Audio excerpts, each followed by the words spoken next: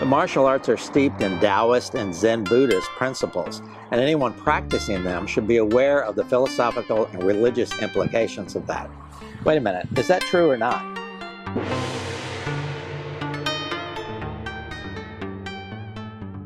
Hi, I'm Keith Yates.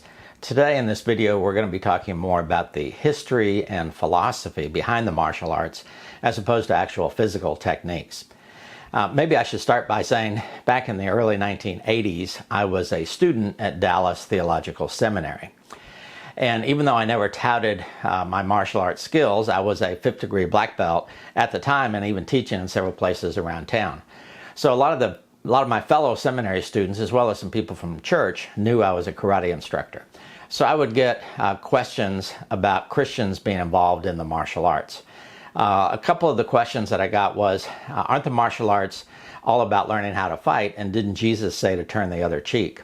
Another question that I often got, and I still get today as a matter of fact, is aren't the martial arts intrinsically tied in with Asian religions, and how should Christians deal with that? Well, in fact, one of the recommended readings that we had back in seminary was a book called Bob Larson's Book of Cults. So let me read you a quote from Bob Larson. "The Christian practitioner of the martial arts must ask himself whether or not any involvement in such physical disciplines implies an inherent approval of the religious principles behind them." I actually ended up doing my graduate thesis on some of those questions, and I turned it into a book called Christianity, or the Martial Arts and Christianity, a link to which I'll put down in the description below. But for right now, let's spend a few minutes talking about those kinds of questions. Now, it's true that pop culture tends to tie martial arts practice into areas like spiritual enlightenment, if not downright Zen Buddhism.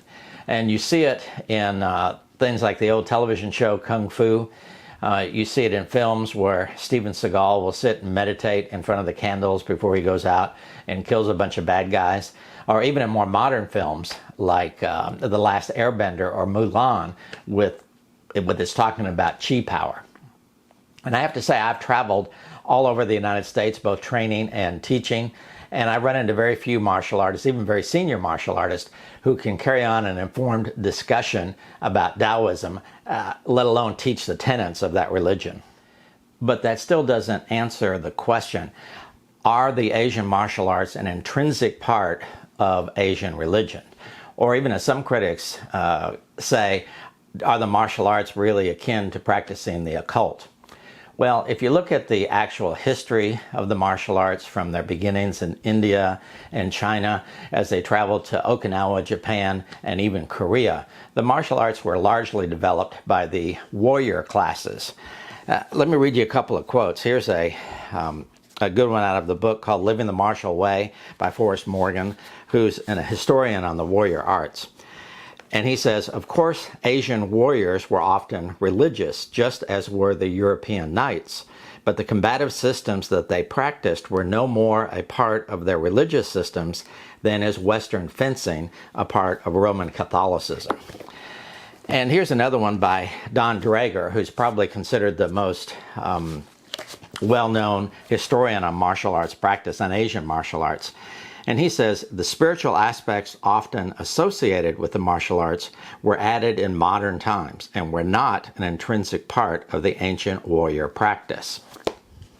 Now, sure, there are some modern teachers who like to reference the samurai concept of Bushido when they teach things like self-confidence and respect for others. And I don't want to spend a whole lot of time on the history of the samurai, but experts agree that the modern martial arts and sports have little to do with the ancient samurai. And in fact, judo and taekwondo, and soon to be karate, are Olympic sports. So what's the deal then? If modern martial arts have little to do with Asian religion, what's the problem for Christians?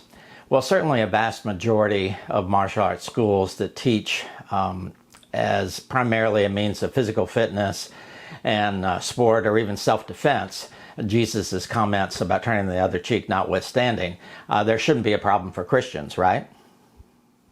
Well, there are some instructors, more often than not those of the internal martial arts, that place an emphasis on things like deep breathing, silent meditation, internal power.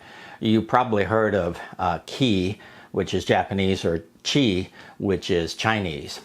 Maybe I should point out that things like sanshin breathing and kata, or even meditation, are not necessarily Zen Buddhism in disguise. In fact, the Bible even admonishes us to meditate, albeit on the Word of God. So it's not necessarily the meditation in itself that's problematic, but the object of our meditation. For instance, meditating and focusing on making free throws on the basketball court is something different than meditating to become one with the universe. Anyway, getting back to ki, George Lucas admits that he used this whole concept of ki or Taoism in his Star Wars movies. Basically, the thing is there's this external force in perfect balance between good and bad, dark and light, male and female. You get the idea. In theology, we would call this pantheism. Again, this is the view that there isn't a personal God, but God, if you can even call him that, is in all. In fact, he is all. Now, Buddhism, Hinduism, and even the more modern New Age movement all would adhere to this concept of the universal force. Needless to say, the Bible, of course, teaches that there is a God, and he's not a part of creation, but he is the creator. He's above creation. Okay, so how does this affect our discussion? Some instructors, I have to admit, place an overemphasis on this whole concept of internal power. Maybe they claim to be able to project their chi power to affect an opponent. Maybe they teach that they can harmonize with the attacker's ki to throw them or injure them. Now, I want to emphasize that I'm not talking about using someone's momentum to push or pull them off balance. And I'm not talking about using hours of strength training and hand and foot toughening to be able to break boards and bricks. No, I'm talking about using the energy flow of the universe to affect an opponent, sometimes without even physically touching them. Okay, so how does all of this affect our original discussion? Can Christians practice the martial arts? I believe the answer is yes. There are tens of thousands, if not hundreds of thousands, of believers who have been able to reconcile their love of the martial arts and their love of the Lord. In fact, I'm a member of the Gospel Martial Arts Union, which is just one of a number of Christian organizations that have a lot of Christian martial artists. Now, the Bible tells us to examine all things. And I think first off, we need to examine our own motivations for wanting to study or continuing to study the martial arts. Are we doing it out of a sense of ego building? Do you want to take up martial arts practice in order to exact revenge on somebody that perhaps has offended you? And educate yourself on the history and the philosophy of not only the martial arts in general, but of the particular style that you happen to be involved with. Certainly talk to the instructor and find out what their own worldview is. I'm not one to say that you necessarily have to practice under an instructor that is a believer, but certainly talk to them and perhaps use that opportunity to express your own views on life and spirituality. Lastly, I would say go ahead and pray that your own practice would be honoring to the Lord.